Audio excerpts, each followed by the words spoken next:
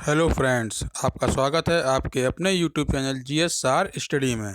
दोस्तों, इस वीडियो में हम लोग सामान्य विज्ञान से संबंधित प्रश्नों को देखेंगे जो कि आपके आने वाले एग्जाम्स में बहुत ही इम्पोर्टेंट साबित होंगे। ठीक है। और इस वीडियो में हम लोग जो क्वेश्चन देखेंगे वो मापन और द्रव्य से संबंधित होंगे। ठीक है। अगला प्रश्न देखते हैं, प्रश्नों की तरफ चलते हैं। क्वांटम भौतिकी का अध्ययन किसके द्वारा प्रतिपादित सिद्धांतों पर आधारित है? तो दोस्तों, जो क्वांटम भौतिकी है उसका अध्ययन हम लोग करते हैं वो किन लोगों के द्वारा जो सिद्धांत प्रतिपादित किए गए थे उन पर आधारित है। तो वो हैं स्कारडिंजर व आइंस्टीन। स्कारडिंजर व आइंस्टीन जो हैं साइंटिस्ट, उन्होंने जो सिद्धांत प्रतिपादित किए हैं उसी पर आधारित है क्वांटम भौतिकी का अध्ययन। ठीक है। इसका सही आंसर है ऑप्शन नंबर 4, 1 व 2 दोनों। ठीक है। अगला प्रश्न देखते हैं। इलेक्ट्रोमैग्नेटिक तरंग की खोज किसने की थी? तो दोस्तों, इलेक्ट्रोमैग्नेटिक तरंगों की खोज की थी मैक्सवेल ने। किसने की थी? मैक्सवेल ने। इसका सही आंसर है ऑप्शन नंबर 4। दोस्तों, ये फिजिक्स के क्वेश्चन है, ये बहुत ही इंपॉर्टेंट क्वेश्चन है। ये आगे जो भी कॉम्पिटिटिव एग्जाम होंगे आगे, चाहे वो बीईओ का एग्ज़ाम हो, चाहे वो यूपी बीएड का एग्ज़ाम हो, या कोई भी एग्ज़ाम हो, लेखपाल का एग्ज़ाम हो, उसमें भी जो है सामान्य विज्ञान के अंतर्गत ये क्वेश्चन पूछे जाएंगे। ठीक है। अगर आपने हमारे वीडियो को लाइक न किया हो तो तुरंत लाइक कर लें और हमारे चैनल को तुरंत सब्सक्राइब कर लें, ताकि आने वाले जो वीडियो हैं वो आपको उसका नोटिफिकेशन मिलता रहे। ठीक है फ्रेंड्स, चलते हैं अपने अगले क्वेश्चन की तरफ। न्यूट्रॉन की खोज किसने की थी? तो दोस्तों, न्यूट्रॉन की खोज की थी जेम्स चैडविक ने। जेम्स चैडविक ने न्यूट्रॉन की खोज की थी। इसका सही आंसर है ऑप्शन नंबर 1। अगला प्रश्न देखते हैं। पराश्रव्य ध्वनियों के परावर्तन पर काम करने वाली तकनीक कौन सी है? तो दोस्तों, यहाँ पूछा जा रहा है कि ऐसी कौन सी टेक्निक है जिसमें पराश्रव्य ध्वनियों का परावर्तन से संबंधित काम होता है? तो उसका सही आंसर है सोनार। सोनार जो सिस्टम होता है, जो पानी के जहाज़ों में लगाया जाता है अधिकतर, उसमें क्या होता है, जो पराश्रव्य ध्वनियाँ होती हैं उनके परावर्तन से ही हम लोग जो है आगे की चीज़ों को देखते हैं। ठीक है। ये लगे होते हैं पानी के जहाज़ों पे या पनडुब्बियों में। ठीक है। इसका सही आंसर है ऑप्शन नंबर 3। अगला प्रश्न देखते हैं। रॉकेट किस सिद्धांत पर काम करता है? तो दोस्तों, रॉकेट काम करता है संवेग संरक्षण के सिद्धांत पर। इसका सही आंसर है ऑप्शन नंबर 4। रॉकेट संवेग संरक्षण के सिद्धांत पर काम करता है। ये बहुत ही इंपॉर्टेंट क्वेश्चन है, कई बार एग्जाम में इसको पूछा गया है। अगला प्रश्न देखते हैं। एसआई पद्धति में मूल मात्रकों की संख्या कितनी है? तो दोस्तों, एसआई पद्धति में मूल मात्रकों की संख्या होती है 7। कितने मूल मात्रक होते हैं? 7 मूल मात्रक होते हैं। इसका सही आंसर है ऑप्शन नंबर 3। अच्छा, जो 7 मूल मात्रक होते हैं ये कौन कौन से होते हैं? लंबाई का मात्रक होता है मीटर, जिसको डिनोट करते हैं एम से। ठीक है। लंबाई के मात्रक क्या है? मीटर, जिसको डिनोट करते हैं एम से। और उसके बाद आता है द्रव्यमान। द्रव्यमान को नोट करते हैं किलोग्राम से। ठीक है। द्रव्यमान का मात्रक होता है किलोग्राम एसआई पद्धति में, उसको डिनोट करते हैं इस केजी से। इसके बाद समय, तो समय का मात्रक जो होता है वो होता है सेकेंड। ठीक है। समय का मात्रक होता है सेकेंड, जिसको डिनोट करते हैं अपन एस से। ठीक है। किससे डिनोट करते हैं सेकेंड को? एस से। इसके बाद आता है विद्युत धारा। तो विद्युत धारा का मात्रक होता है एम्पियर। एम्पियर को डिनोट करते हैं ए से। किससे डिनोट करते हैं एम्पियर को? ए से डिनोट करते हैं। फिर आता है ताप, और ताप का मात्रक होता है एसआई पद्धति में केल्विन, जिसको के से डिनोट करते हैं। के से डिनोट करते हैं केल्विन को। अगला प्रश्न, अगला मात्रक कौन सा होता है एसआई पद्धति में? ज्योति तीव्रता। तो ज्योति तीव्रता का मात्रक होता है कैंडिला, जिसको सीडी से डिनोट करते हैं। किससे करते हैं? सीडी से। इसके बाद पदार्थ का द्रव्यमान। तो पदार्थ के द्रव्यमान का जो मात्रक होता है एसआई पद्धति में वो होता है मोल। क्या होता है दोस्तों? मोल। ठीक है। अच्छा, ये तो 7 जो है मूल मात्रक होगा एसआई पद्धति में। इसके अलावा 2 संपूरक मात्रक भी होते हैं दोस्तों। ठीक है। एसआई पद्धति में वो कौन कौन से होते हैं? एक होता है कोण। ठीक है। जिसे हम लोग पढ़ते हैं त्रिभुज में कोण ए बी सी होते हैं, 3 कोण। तो उसी कोण को जो है रेडियन से उसका मात्रक होता है। ठीक है। संपूरक मात्रक कौन से हैं एसआई पद्धति में? कोण और ठोस कोण। तो कोण का मात्रक होता है रेडियन, जिसे डिनोट करते हैं RAD से, ठीक है, RAD। और जो ठोस कोण होता है उसका मात्रक होता है स्टेरेडियन, जिसको डिनोट करते हैं SR से, ठीक है, स्टेरेडियन। चलिए चलते हैं अपने अगले प्रश्न की तरफ। 1 मोल का मान कितना होता है? दोस्तों ये मोस्ट इम्पॉर्टेंट क्वेश्चन है, ये कई बार एग्जाम में पूछा गया है। 1 मोल का जो मान होता है वो होता है 6.023 इंटू 10⁻23, ठीक है। ऑप्शन नंबर 1 इसका एकदम सही है। 6.023 गुणते 10⁻23 ये 1 मोल का मान होता है, ठीक है, 1 मोल इसके बराबर होता है।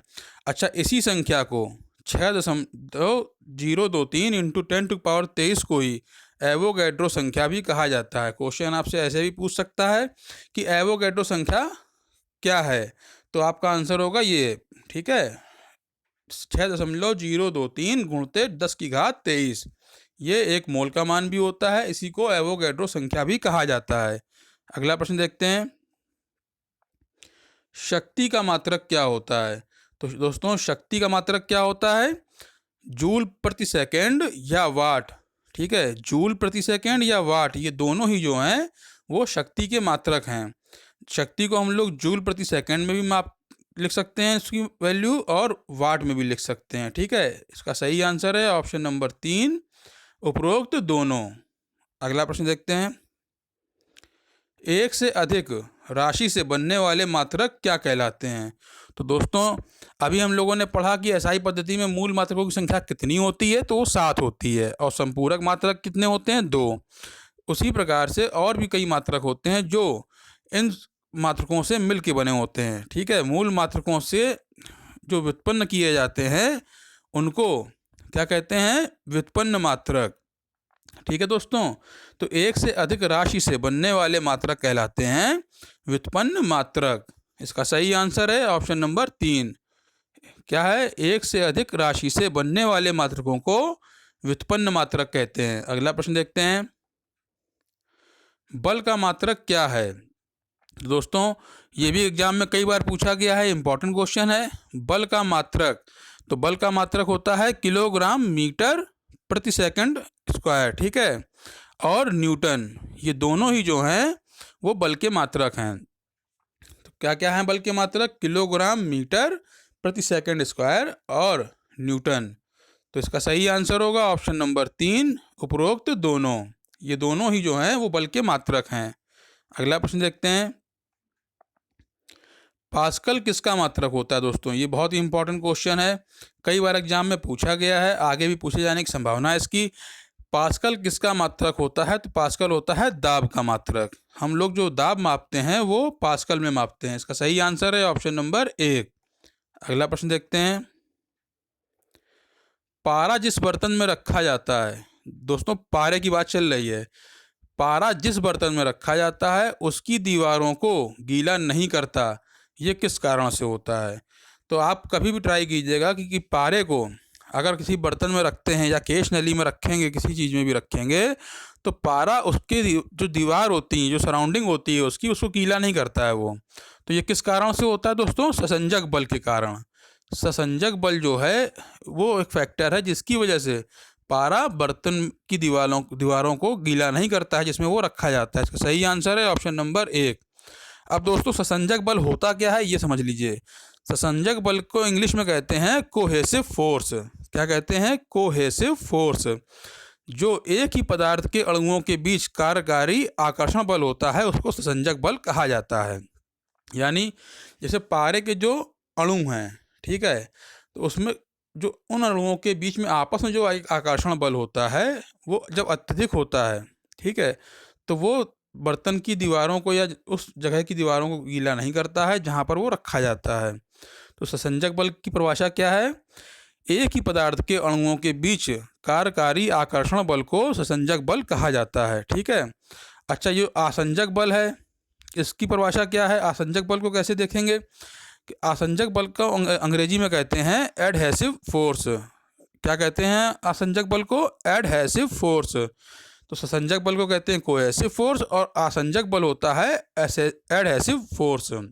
अच्छा, आसंजक बल क्या है कि भिन्न भिन्न पदार्थों के अणुओं के बीच जो बल काम करता है उसको आसंजक बल कहते हैं। जैसे मान लीजिए पारा है, ठीक है, और जिस बर्तन में वो रखा गया है, मान लीजिए कि एक केश नली में हमने पारा ले लिया है, तो वो केश नली और पारा, इन दोनों पदार्थ, दो भिन्न पदार्थ हो गए, पारा और केश नली जो कांच की बनी है आपकी, इन दोनों पदार्थों के अणुओं के बीच जो बल लग रहा होगा उसको कहेंगे आसंजक बल। और पारे के अणुओं के बीच जो आकर्षण बल लग रहा होगा उसको ससंजक बल कहेंगे। ठीक है, ये आपको समझ में आ गया डिफरेंस दोनों का। तो इस क्वेश्चन का आंसर है आपका ससंजक बल की वजह से ऐसा होता है। ठीक है, अच्छा, ये भिगोता क्यों नहीं है, इसका भी पीछे एक रीजन है कि जब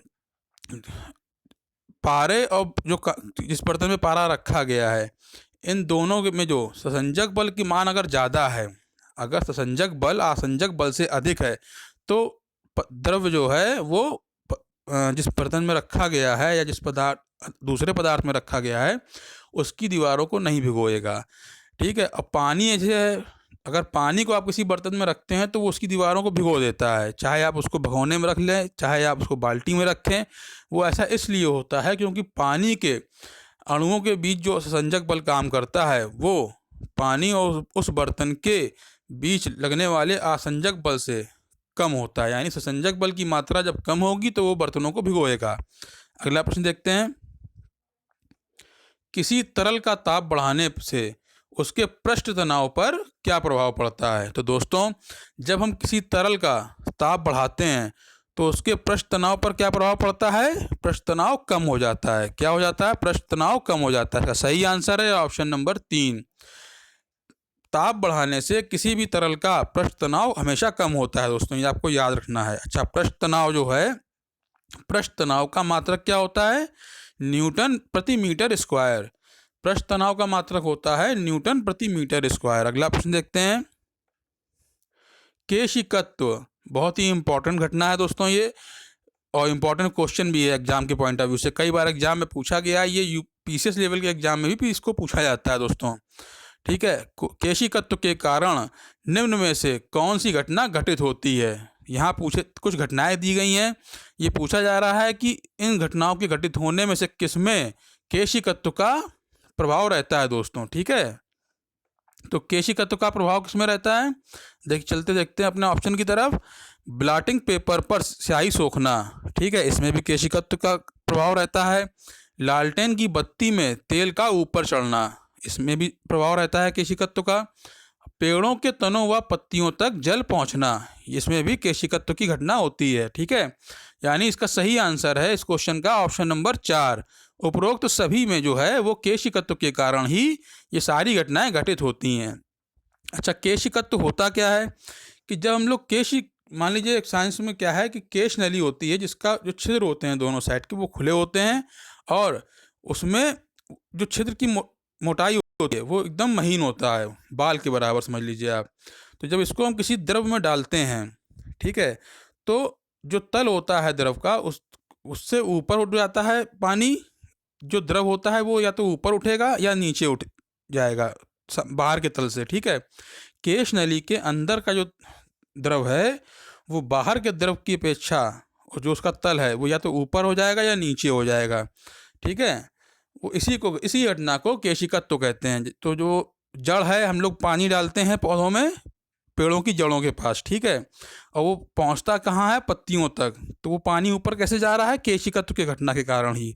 इसी प्रकार से लालटेन की जो बत्ती होती है, पुराने जमाने जो लैंप जलते थे मिट्टी के तेल वाले, ठीक है, तो उसकी बत्ती में ऊपर आग लगी होती है, तेल नीचे भरा होता है, तो तेल ऊपर कैसे पहुंचता है, उसके पीछे भी केशिकत्व ही जो है रिस्पॉन्सिबल होता है। अगला प्रश्न देखते हैं, केश नली में तरल का ऊपर चढ़ना या नीचे उतरना किसके कारण होता है। तो दोस्तों, अभी हम लोगों ने बात की कि केश नली के बारे में, कि केश नली में क्या काम होता है, कैसे होता है वो।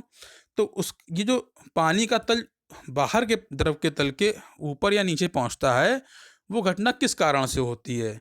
तो दोस्तों, वो घटना घटित होती है पृष्ठ तनाव के कारण। तो इसका सही आंसर है ऑप्शन नंबर 3।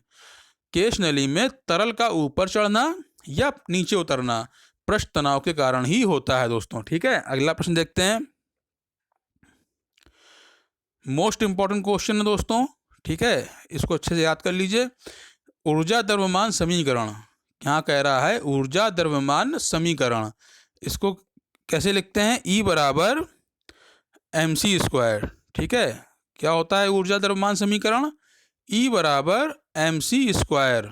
ठीक है, यहाँ E क्या है, ऊर्जा है, M क्या है, द्रव्यमान है, और C क्या है, प्रकाश का वेग है। E क्या है, ऊर्जा हमारी, और M जो है वो द्रव्यमान है किसी वस्तु का, और C है प्रकाश का वेग। ये आपको याद रखना है। तो E बराबर mc² जो होता है ऊर्जा द्रव्यमान समीकरण, इसका प्रतिपादन किसने किया था दोस्तों, ये समीकरण किसने दिया था, किसने बताया था कि द्रव्यमान को ऊर्जा में परिवर्तित किया जा सकता है। ठीक है, तो ये दिया था अल्बर्ट आइंस्टीन ने। किसने दिया था दोस्तों ऊर्जा द्रव्यमान समीकरण, एल्बर्ट आइंस्टीन ने। इसका सही आंसर है ऑप्शन नंबर 1। अगला प्रश्न देखते हैं, निम्न में से सदिश राशि कौन सी हैं। दोस्तों यहाँ बात हो रही है सदिश राशि की। तो सदिश राशि में क्या होता है, जिन राशियों में परिमाण के साथ दिशा भी दर्शाई जाती है वो सदिश राशि कहलाती हैं। यानी ये तो मालूम चलना ही चाहिए कि भैया उसका परिमाण क्या है। ठीक है, इसके साथ साथ वो जो बल लगाया जा रहा है या जो भी काम हो रहा है वो किस दिशा में हो रहा है ये भी हमको मालूम होना चाहिए, तभी हम उसको सदिश राशि कहेंगे। तो यहाँ पर सदिश राशि कौन सी है दोस्तों, विस्थापन जो है वो एक सदिश राशि है। इसका सही आंसर है ऑप्शन नंबर 2। विस्थापन तभी दूरी भी है। तो दूरी को जो है हम लोग ये बताते हैं कि हाँ भाई 10 मीटर चले, लेकिन किस दिशा में चले ये नहीं बताते हैं। हमने कहा कि हम 10 मीटर चले हैं तो वो हमारी दूरी हो गई। ठीक है, द्रव्यमान क्या है भाई, 5 किलो है सामान हमारा, चीनी लेके आए वो 5 किलो है, लेकिन वो किस दिशा में है तो नहीं बताते हम लोग, इसलिए वो भी नहीं है। ताप के बारे में बात करें तो ताप क्या है भैया, 10 सेंटीग्रेड टेम्परेचर है इसका, किस दिशा में तो बताते नहीं अपन। तो दूरी, द्रव्यमान तथा ताप, ये तीनों जो हैं वो अदिश राशि हैं, क्योंकि इसमें हम लोगों ने उसकी दिशा के बारे में बात नहीं करी है।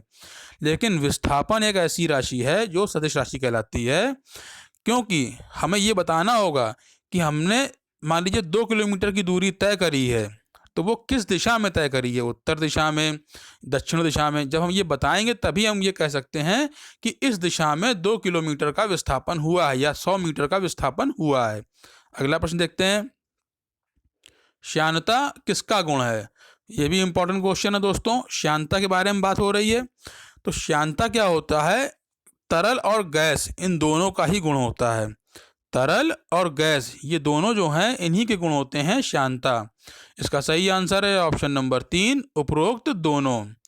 अच्छा, होता क्या है दोस्तों, श्यानता है क्या, श्यानता द्रवों का वह गुण है जिसके कारण वह अपनी भिन्न भिन्न परतों में होने वाली आपेक्षिक गति का विरोध करते हैं। ठीक है, जो किसी भी द्रव में जो भिन्न भिन्न परतें होती हैं वो परतें एक दूसरे के प्रति जो आपेक्षिक गति हो रही होती है उसका विरोध करते हैं। ठीक है, ये केवल गुण जो है श्यानता का गुण केवल तरलों एवं गैसों का गुण है। ठीक है, ये ठोस उसमें जो है नहीं पाया जाता, क्योंकि उसके अणु सब बंधे हुए होते हैं।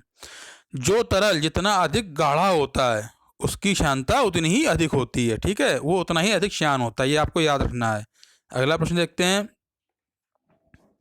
हुक का नियम। दोस्तों बहुत ही इंपॉर्टेंट क्वेश्चन है, कई बार पूछा गया एग्जाम में। हुक का नियम किससे संबंधित है।